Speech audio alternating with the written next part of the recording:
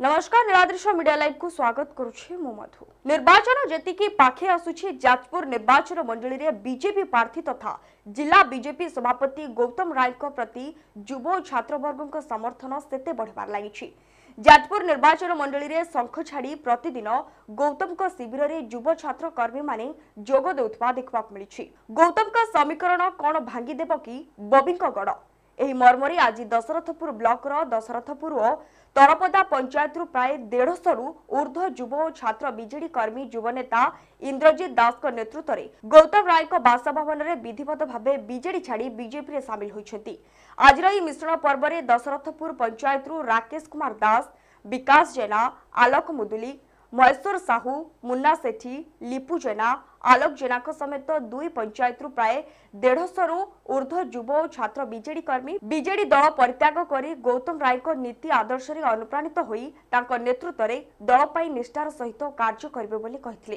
सेपरि आज छंचड़ा पंचायत रु अमित महापात्र नेतृत्व में 5 नंबर जोन मंडल सभापति निरंजन साहू को उपस्थित रे 30 रु ऊर्ध्व बीजेडी कर्मी दल त्याग करी बीजेपी रे सामिल होइथिले।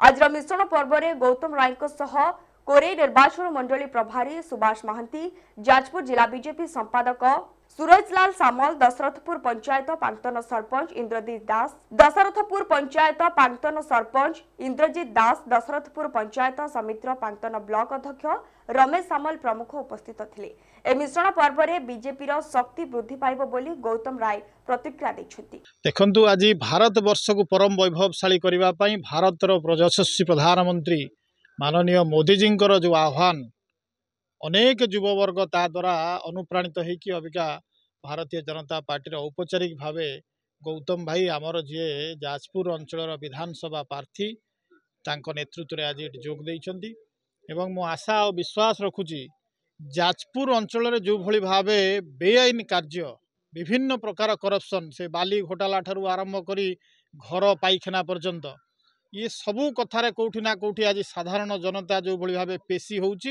ये युवक माने ही तापाई आह्वान हेबे आ भारतीय जनता पार्टी को यशस्वी प्रधानमंत्री को हाथ मुठा टाण करने जाजपुर विधानसभा प्रार्थी गौतम भाई को जितेकी पठेबे।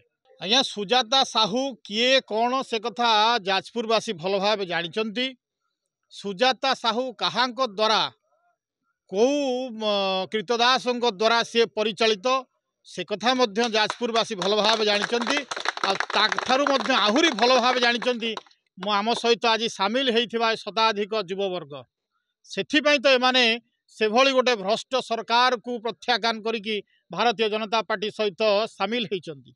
आज्ञा 2024 बैतरणी भारतीय जनता पार्टी सपक्ष रे साधारण जनता मत बळई सारिछि।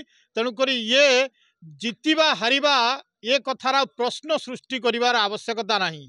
साधारण खटिखिया गरीब भोटर टे आज मन बळई सारिछि भारतीय जनता पार्टी सरकार कर ओडिशा प्रदेश रे जाजपुर रे बीजेपी सरकार हम जाजपुर रे गौतम भाई को विधानसभा जितेकी पठेब। युवक माने निर्णय करिवार अधिकार तांका पाखर अछि। सोमोट भाव में कस्बा पंचायत, तरपदा पंचायत, छंचना पंचायत, दशरथपुर पंचायत एवं जयंतरा पंचायत बहुत युवक आम साथ आसते विधिवत भाव में गौतम भाई नेतृत्व प्रति आकृष्ट हो से भारतीय जनता पार्टी प्रति इच्छा प्रकाश कले और आज जॉइन कले। आज पाखापाखि 50 रु 100 जन युवक बीजेडी छाड़ी आज विधिवत भाव में बीजेपी दल में योगदान कले। निश्चित भाव में प्रतिदिन बीजेपी शक्ति वृद्धि होउची। बीजेडी प्रति साधारण युवक मानकर आस्था कमुची एवं निश्चित भाव में आगामी दिन में बीजेपी शक्तिशाली हम। गौतम बाबू निश्चित भाव में जययुक्त करिए बोली मोर आशा करुछि। जाजपुर जयप्रकाश नायक रिपोर्ट नीलाद्रिश मीडिया लाइव। एबे अधिक खबर जानिबा पे हम चैनल को लाइक शेयर एंड सब्सक्राइब करबा को भूलंतुनी। रहुछु नमस्कार।